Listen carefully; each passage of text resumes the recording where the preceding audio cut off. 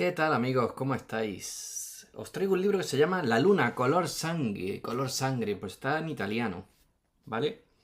Este libro le voy a coger mucho cariño porque es la primera vez que me pasa y he hecho una reseña. Y al autor, pues bueno, no le ha parecido correcta, no le ha parecido correcta porque me he quedado al principio. La verdad es que las novelas de intriga, las novelas de suspense, misterio, vamos a dejarlo ahí. No me gusta hacer demasiado spoiler, o más bien ninguno. Me gusta dejar la miel en los labios y que la gente intente captar la esencia de lo que quiero decir. Así que, con el permiso del autor, por supuesto, si no, no estaría haciendo esta reseña de nuevo, voy a contaros muchas cosas del libro. Michel Ingenito, autor del libro, un experto, una eminencia en literatura, en lengua. Distintas universidades, distintos libros, profesor. Lleva toda la vida enseñando lengua y literatura. Como digo, una eminencia.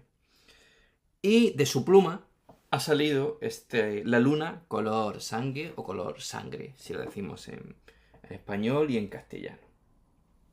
No voy a leer la sinopsis porque está en italiano, pero sí que os voy a contar cositas de este libro, que como digo es una novela muy interesante, de una temática que no es la habitual, porque mezcla diplomacia, conflictos internacionales, se desarrolla en varias ciudades, y aunque la trama empieza en Berlín, es lo que yo decía en la otra reseña, va saltando por distintos lugares y por todo el mundo. El tema principal es el terrorismo y cómo la diplomacia internacional maneja el poder a su ancha, el poder global y a nosotros, a la sociedad. El miedo es uno de los principales motores por los que las personas actuamos de determinada manera.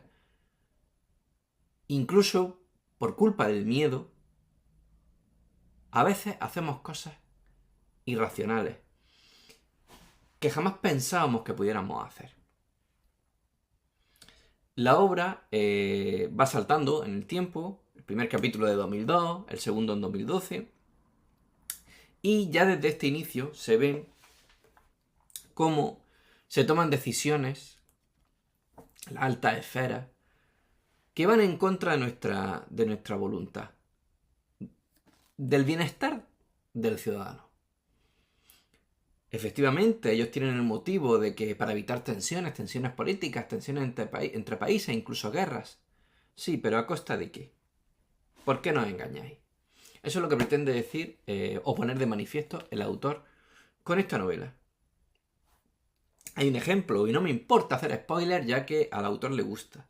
El embajador Frescobaldi, que es uno de los protagonistas, y su secretaria, que es otra de los protagonistas, Micholi, discuten sin invitar a una recepción a los diplomáticos árabes porque eso podría suponer tensiones con Estados Unidos. Al final se les invita para evitar un conflicto mayor. De eso va esta obra.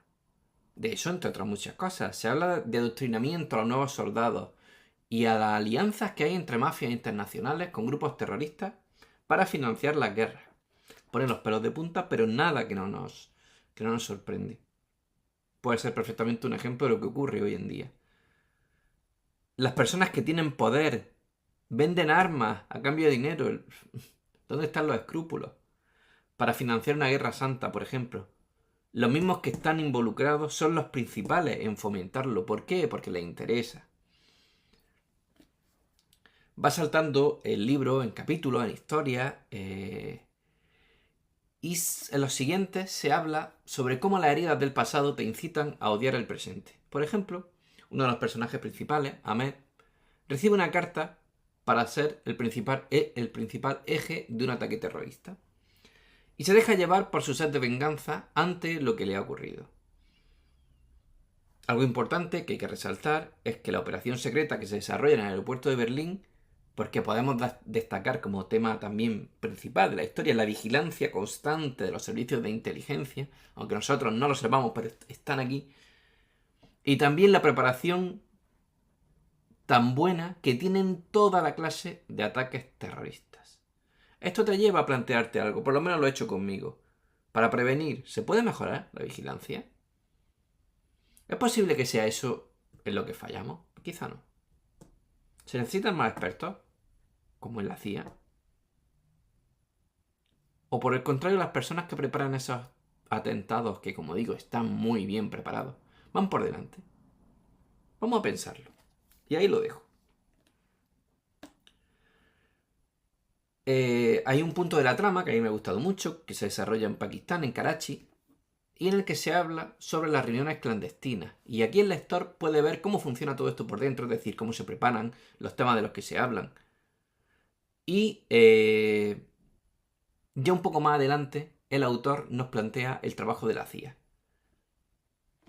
Ahora nos trasladamos a Washington, donde se puede estudiar los métodos de espionaje, la presión que sienten incluso ellos mismos, los propios agentes, que al final son personas como nosotros. Y cómo funciona la intercepción de las comunicaciones. Curioso e interesante. Se habla también de cuánto de importante es la intercepción de la comunicación a través de los micrófonos. Gracias a toda esa información se puede prevenir y así se va por delante ante posibles ataques. Pero ¿siempre se usa? ¿O a veces se dejan que las cosas pasen? Hay bastantes dilemas morales en este libro. Preguntas que plantea el autor o que no hace plantearnos. Y de las que quizá a veces es mejor mirar para otro lado y no saber la respuesta. ¿De verdad hay lealtad dentro del mismo grupo? ¿De verdad la persona con la que luchan no es uno de tus enemigos? La que está a tu lado. En esas operaciones tan secretas y tan difíciles. Hay personajes principales, como me lío. Hay personajes principales como Frescobaldi, que es el embajador italiano en Berlín. No sospecha de las intenciones de Ahmed, representa la lealtad. Y Marina Micholi, su secretaria, la acompaña y es la clave logística en las operaciones de prevención de la embajada. Y luego está Ahmed Abu Shad, consejero que trabaja en la embajada siria de Berlín, que es calculador, manipulador y tiene un papel fundamental para planificar cada atentado. Parece por un lado que es buena persona, por otro lado un traidor. ¿Qué pasará? Creo que los puntos clave del libro son, lógicamente, los temas centrales, la diplomacia, el terrorismo y el conflicto cultural. El límite entre el bien y el mal y en cómo una pequeña decisión puede tener enormes consecuencias. Se muestra cómo el odio alimentado por el pasado te puede llevar a hacer cosas que no esperas, ni tú mismo, ni las personas que creen que te conocen. Y otro punto clave, por supuesto, es esa tensión entre Oriente y Occidente, algo que en la actualidad también nos afecta. Ese choque de civilizaciones, visto desde ambos puntos de vista. Y la idea principal o el punto clave, sin duda alguna, es la corrupción, la mafia y la ambición, cómo mueven todo hasta la alta esfera y cómo corrompen al ser humano, sacando lo peor. La conclusión sería que cómo dejamos en un alto cargo el futuro de una civilización, pero quizá esa persona no es la adecuada para ello. ¿Por qué no lucha por nuestros intereses? O tiene otros, o los nuestros son secundarios. Y si no, por lo que él realmente quiere. Hay lucha, claro, pero mucha manipulación política, hay muchos intereses. Y nosotros permanecemos callados, no hacemos los tontos, pero sabemos la verdad. Y sabemos la verdad gracias a libros como La luna color sangre. Michel Ingénito. Espero que esta reseña te haya gustado, amigo. Te deseo mucha suerte con tu libro.